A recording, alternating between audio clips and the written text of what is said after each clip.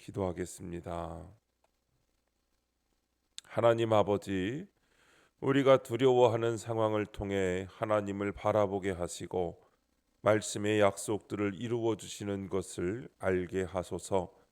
나에게 주신 모든 사람과 모든 상황을 통해 구속사를 이루어 가시는 것을 알게 하소서.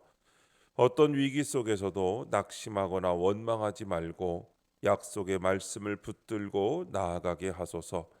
오늘도 말씀하옵소서. 듣겠습니다. 예수님의 이름으로 기도합니다. 아멘. 성경 말씀 사무엘상 23장 15절부터 29절까지 말씀입니다.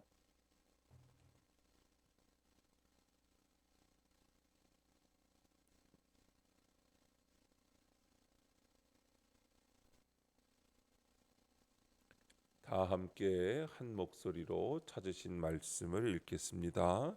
다윗이 사울이 자기의 생명을 빼앗으려고 나온 것을 보았으므로 그가 십광야 수풀에 있었더니 사울의 아들 요나단이 일어나 수풀에 들어가서 다윗에게 이르러 그에게 하나님을 힘있게 의지하게 하였는데 곧 요나단이 그에게 이르기를 두려워하지 말라. 내 아버지 사울의 손이 내게 미치지 못할 것이요 너는 이스라엘 왕이 되고 나는 네 다음이 될 것을 내 아버지 사울도 안다 하니라.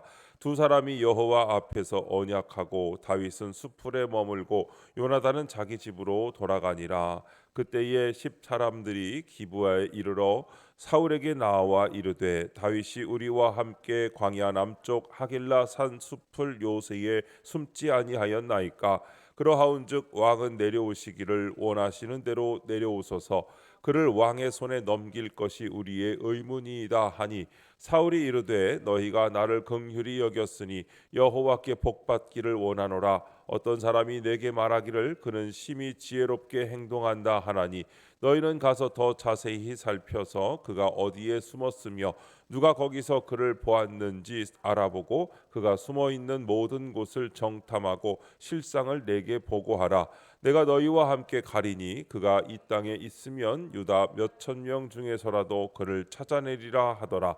그들이 일어나 사울보다 먼저 시브로 가니라. 다윗과 그의 아들들이 그의 사람들이 광야 남쪽 마온 광야 아라바에 있더니 사울과 그의 사람들이 찾으러 온 것을 어떤 사람이 다윗에게 아뢰매 이에 다윗이 바위로 내려가 마온 황무지에 있더니 사울이 듣고 마온 황무지로 다윗을 따라가서는 사울이 산 이쪽으로 가매 다윗과 그의 사람들은 산 저쪽으로 가며 다윗이 사울을 두려워하여 급히 피하려 하였으니 이는 사울과 그의 사람들이 다윗과 그의 사람들을 애워싸고 잡으려 함이었더라.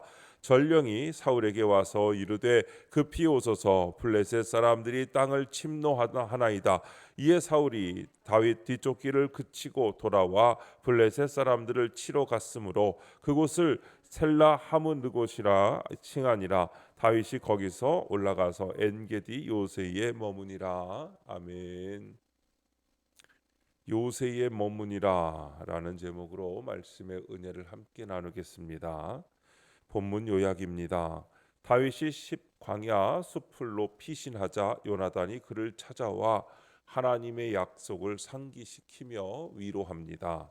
하지만 십 사람들은 밀고로 다윗은 다시 사울로부터 추격을 당합니다.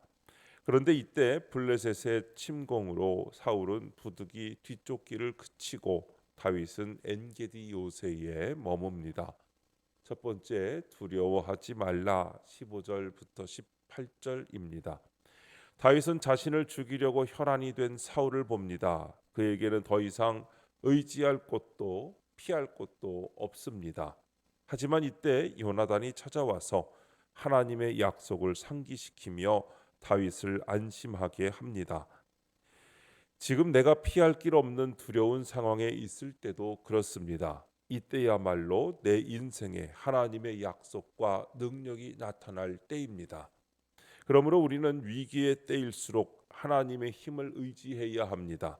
하나님이 나에게 주시는 말씀에 귀를 기울여야 합니다. 적용 질문입니다. 요즘 내가 두려워하는 일은 무엇입니까? 두려운 가운데 내가 기억해야 할 약속의 말씀은 무엇입니까? 내가 피할 길 없는 두려운 상황이 하나님의 힘을 의지하고 말씀에 귀를 기울일 때입니다. 시편 28편에 보면 위기의 때에 다윗이 주께 부르짖어 자기 기도를 들어달라고 간절히 호소합니다. 겉과 속이 다른 악인들에 둘러싸여 아무것도 붙잡을 것이 없으니 오직 하나님의 도우심만 바라며 간절히 기도합니다. 그러다 그는 하나님이 자신의 간구에 귀 기울이고 계심을 확신합니다. 그리고 하나님을 나의 힘과 나의 방패라고 고백하며 주님을 찬양함으로 기도를 마칩니다. 이 땅의 고통과 고난의 환경은 우리 눈에 암울하게 보이고 두려움 가운데 있게 합니다. 그러나 예수 그리스도께서 우리의 반석이 되신 줄로 믿습니다. 고난과 두려움은 나를 반석이신 주님께로 이끌어 줍니다. 내가 반석이신 주께 손을 들어 간절히 기도하고 의지할 때 나의 암울한 환경은 곧 찬양의 이유로 바뀌게 되는 줄로 믿습니다. 두 번째, 다윗을 넘기려는 10사람들 19절부터 23절입니다. 다윗을 밀고 한 10사람들은 다윗과 같은 유다 지파 사람입니다. 이처럼 가까운 사람으로부터 당하는 배신만큼 힘든 일도 없습니다. 하지만 우리는 그들을 원망해선 안 됩니다. 그로 인해 내가 하나님을 더욱 가까이 하게 되기 때문입니다. 하나님께 가까이 함이 진정한 복입니다. 나를 힘들게 하는 사람들은 내가 복을 받도록 수고하는 것입니다.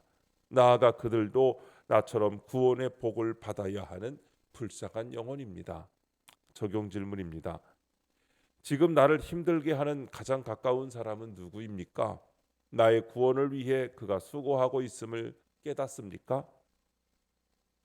하나님께서 내 옆에 있도록 허락하신 그 사람을 통하여 복음을 듣게 하십니다. 가만히 놔두면 구원을 받을 수 없는 나에게 그 사람을 붙여주셔서 하나님께로 나아오게 하시는 것입니다. 나에게 지금까지 수고하면서 고난을 주고 있는 그 사람을 통하여 예수님이 찾아오셨는데도 구속사의 관점으로 보지 않으니 나를 배신하고 힘들게 했다는 이유로 원망합니다. 그런데 그 사람이 있었기 때문에 내가 전심으로 예수님을 만나게 되었습니다. 주님께서는 나의 영혼을 살리고 생명을 구원하도록 그 사람을 통하여 일하신 것입니다. 이제 내가 구원받도록 수고한 그 영혼을 불쌍히 여기며 그 사람의 구원을 위하여 내가 십자가의 적용을 해야 합니다. 세 번째, 침노한 블레셋 24절부터 29절입니다. 다윗이 어디로 도망가든지 사울은 그를 쫓아옵니다. 결국 마온 황무지에서 완전히 포위된 다윗은 더 이상 빠져나갈 길 없는 위기에 처합니다. 그런데 그 순간 블레셋이 쳐들어옵니다. 이에 사울은 다윗 뒤쫓기를 그칠 수밖에 없었습니다. 이처럼 하나님은 내가 생각지도 못한 방법으로 나를 구원해 주십니다. 따라서 내가 어떤 위기를 만나든지 낙심하고 원망할 필요 없습니다. 하나님이 내 생각을 뛰어넘는 방법으로 반드시 나를 도우시기 때문입니다. 적용 질문입니다. 나는 사울처럼 무언가를 쫓고 있습니까? 다윗처럼 쫓기고 있습니까? 내가 그쳐야 할 근심은 무엇입니까?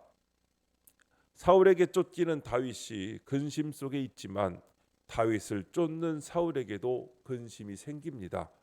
그런데 구원받는 사람이 다른 점은 근심과 위기 속에서도 원망하지 않고 도우시는 하나님을 바라보는 사람이라는 것입니다. 복음은 고난을 통해 하나님을 찾게 하시려고 육적으로 오는 위기의 소식일 수도 있습니다. 예수님 안에 있는 우리에게는 어떤 위기의 소식도 곧이곧대로 위기의 소식이 될 수 없습니다. 그래서 위기의 소식을 두려워하지 않을 수 있는 것입니다. 고난은 하나님을 찾게 되는 통로가 되기 때문입니다. 고난을 통해 주님이 나와 내 가정 속으로 오시는 것입니다. 고난이 없었다면 하나님을 찾지 않을 사람이 참 많습니다. 그러므로 고난은 복음이고 고난은 축복입니다. 비록 현재의 고난이 모양은 흉하더라도 말씀으로 해석되고 나면 그것이 축복인 것을 알아야 합니다. 오늘도 말씀을 묵상하시면서 말씀 가운데 주시는 하나님의 은혜를 깨닫고 여러분의 삶에서 적용하고 또한 구원의 기쁨을 누리는 저와 여러분 되시기를 주님의 이름으로 축복합니다. 기도하겠습니다. 하나님 아버지, 두려워할 수밖에 없는 사건이 매일 일어나는 가운데 약속의 말씀을 들려주시니 감사합니다. 저를 힘들게 하는 배반과 반역의 사건을 통해 주께 더욱 가까이 나아가는 복을 받게 하옵소서. 내 열심으로 뒤쫓는 일을 멈추고 저의 모든 근심을 주께 맡기게 하옵소서. 주님, 이 시간 주님께 기도하는 성도들의 기도 가운데 함께하여 주시고 주님의 세미한 음성을 들려주시며 그 선하신 손길로 붙들어 주시옵소서. 우리 주 예수님의 이름으로 기도드립니다. 아멘. 이 시간 이후에는 여러분들의 기도를 주님께 드리며 하루를 시작하시기 바랍니다. 주여 한번 부르시고 기도하십니다. 주여 아버지